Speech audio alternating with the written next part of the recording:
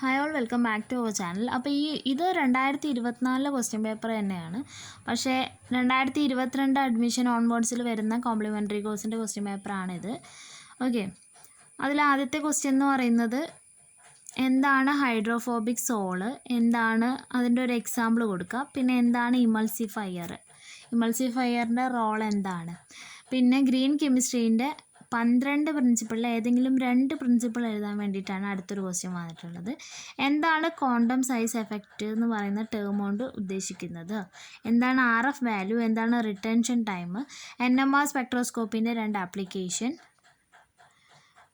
How many normal modes of vibration R possible for A water molecule and A carbon dioxide molecule. എത്ര normal modes of വൈബ്രേഷനാണ് ഒരു water മോളിക്യൂളിനും carbon dioxide മോളിക്യൂളിനും എത്രത്തോളം ഉണ്ട് എന്നുള്ളതാണ് ആ question വന്നിട്ടുള്ളത്.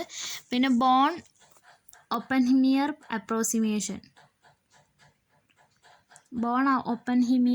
Approximation state ചെയ്യാനാണ് അടുത്തത്. പിന്നെ വരുന്ന യൂട്രോഫിക്കേഷൻ, ഡൈസ്, 2 ഡൈസിൻ്റെ പേര്, എന്താണ് സോഡാ ഗ്ലാസ്.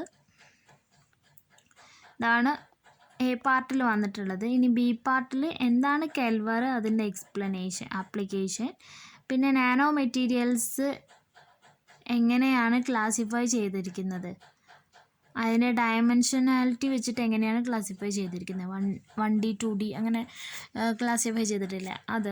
പിന്നെ എന്താണ് പ്രൊട്ടക്റ്റീവ് കൊളോയിഡ്സ്, അതിൻ്റെ എക്സാമ്പിൾ, അതിൻ്റെ പ്രൊട്ടക്റ്റീവ് ആക്ഷൻ എങ്ങനെയാണ് മെഷർ ചെയ്യുന്നത്. പിന്നെ അഡ്സോർപ്ഷൻ കോളം ക്രോമാറ്റോഗ്രഫീൻ്റെ പ്രിൻസിപ്പിൾ ചോദിക്കുന്നുണ്ട്. പ്ലാസ്റ്റിക് കാരണം ഉണ്ടാകുന്ന പൊല്യൂഷൻ നോട്ട് ചെയ്യാൻ പറയുന്നുണ്ട്. ഗ്രീൻ ഹൗസ് എഫക്റ്റ് എന്ന് പറഞ്ഞാൽ എന്താണ്, ഏതൊക്കെയാണ് ഗ്രീൻ ഹൗസ് ഗ്യാസസ് എന്നുള്ളത്. പിന്നെ ആൻറ്റിബയോട്ടിക്, ആൻറ്റാസിഡ് എന്ന് പറയുന്ന ടേംസ് ഡിഫൈൻ ചെയ്യാൻ അത് എക്സാമ്പിൾ വെച്ചിട്ട് ഡിഫൈൻ ചെയ്യും. പിന്നെ വരുന്നത് എന്താണ് ബിയർ-ലാംബർട്ട് ലോ, എന്താണ് hyper chromic shift and hypochromic shift. പിന്നെ വരുന്നത് LPG CNG ഫ്ലാഷ് പോയിൻ്റ്, ഇതിനെക്കുറിച്ചൊക്കെ ഷോർട്ട് നോട്ട് എഴുതുക.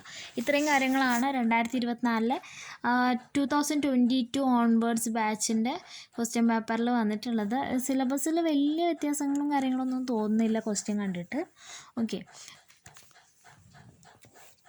അപ്പോൾ ഇതൊക്കെയാണ് ഇതുവരെ ചോദിച്ചിട്ടുള്ള ക്വസ്റ്റ്യൻസ്. ഇനി നമുക്ക് ഇമ്പോർട്ടൻ്റ് ആയിട്ടുള്ള ടോപ്പിക്സിൻ്റെ വീഡിയോ നെക്സ്റ്റ് കാണാം. അപ്പോൾ ഇഷ്ടപ്പെട്ട ലൈക്ക് ചെയ്യുക, ഷെയർ ചെയ്യുക, ചാനൽ ഒന്ന് സബ്സ്ക്രൈബ് ചെയ്ത് സപ്പോർട്ട് ചെയ്യുക. Thanks for watching.